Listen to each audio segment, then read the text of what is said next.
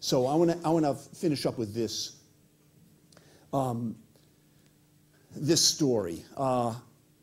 Years ago, I was living in Santa Fe, New Mexico, and I called up the dog pound one afternoon, and I asked if they were interested in volunteers. But I said to the woman who picked up the phone that I was not interested in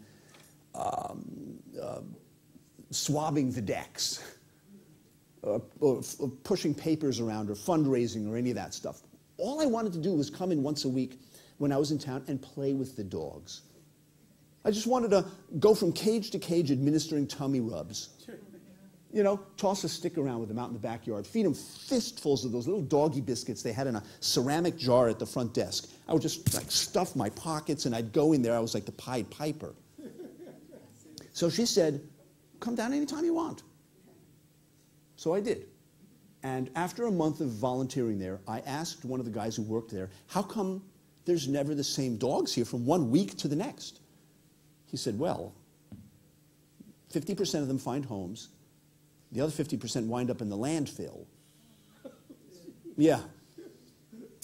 So here was some instruction for me in the terribly paradoxical nature of, in this case, the call to serve. On one hand, I had to give it everything I had. On the other hand, and simultaneously, I had to surrender completely to the way it is. What part of what I had to surrender was my innocence about what goes on at a dog pound. You know, your heart can just turn over and grow old in the face of that kind of sacrifice, that kind of knowledge. But here's why I mention it. That knowledge also fed the calling. That knowledge fed the calling, turned it into something very much like a blessing, not just a curse, right?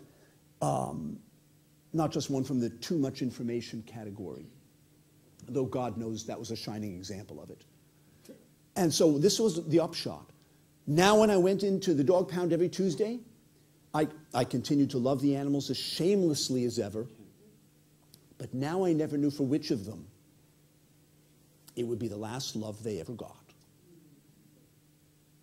Which one? Or the last love I ever got.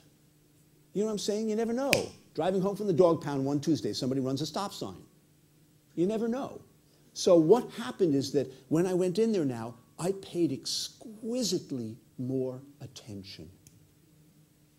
I paid so much more attention to every moment that I was in there and every being that I encountered when I was in there. And I got to practice the fine and fearsome art of loving and letting go. I think of this as one word, by the way. Loving and letting go. Loving and letting go. One word. Well, that's in there too. You know, there's a poet by the name of Louise Gluck. She said, in one of her poems, she said, why love what you're going to lose? And answered it by saying, because there's nothing else to love. She's here tonight. She's here tonight? Oh, really? She's marvelous.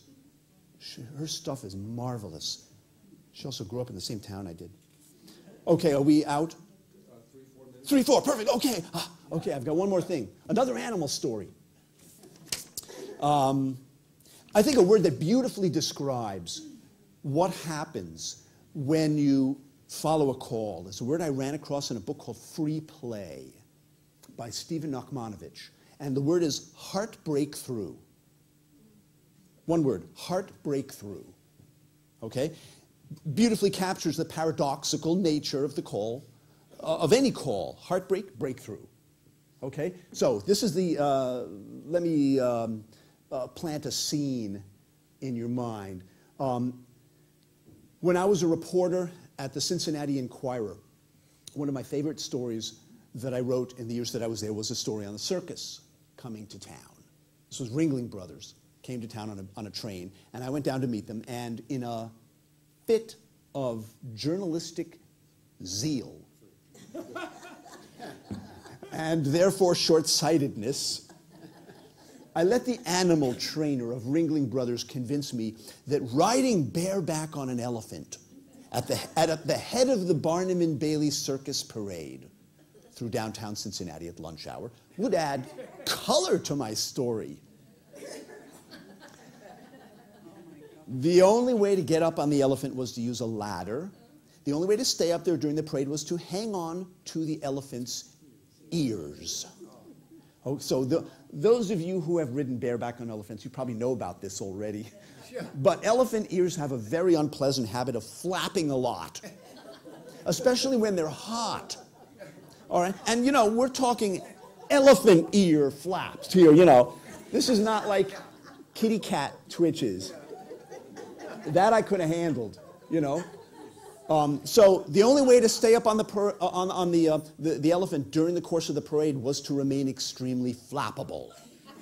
Okay? Otherwise, I'd have been thrown, and it was 15 feet to the ground. And you have to picture me up here. I'm the first thing anybody sees in this parade. Right? I'm hanging desperately onto this animal's ears, trying not to be thrown off. I'm wearing my business clothes because he sprung this idea on me at the last minute, and my pants are scrunched up above my knees with the black socks. It was just, it was a fashion tragedy. And I'm the first thing anybody sees, and I'm quite certain I did not capture the theme of the show. You know, Ringling Brothers, the greatest show on earth, except for the bozo in the front. When I look back on this experience and on what I have learned since then about what is involved in following a calling, that experience actually has a lot in common with the experience of following a call, in the sense that I was caught by surprise and carried off by something much bigger than me. It was thrilling and nerve-wracking simultaneously, and in that the elephant couldn't have cared less. You know what I mean by this? My soul does not seem to care what price I have to pay to follow my calls. I hate this. It seems like a design flaw to me or something. But my happiness, my security, my vanity, my popularity don't seem to matter to it. Not interested in whether I become rich and famous, not interested in whether I live a comfortable life, not even interested in whether people like me or not. I know. But what does seem to matter to it, and this has been borne out over decade after decade in my life, what does seem to matter to it is hanging on to the elephant. That does seem to matter.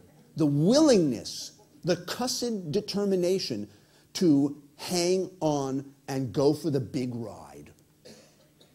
You know what I'm saying? The big ride. The one that ensures that someday, if your life happens to be flashing in front of your eyes, at the very least, it's going to hold your interest. That much at least. So thank you very much, Adrian especially, and thank you for inviting me.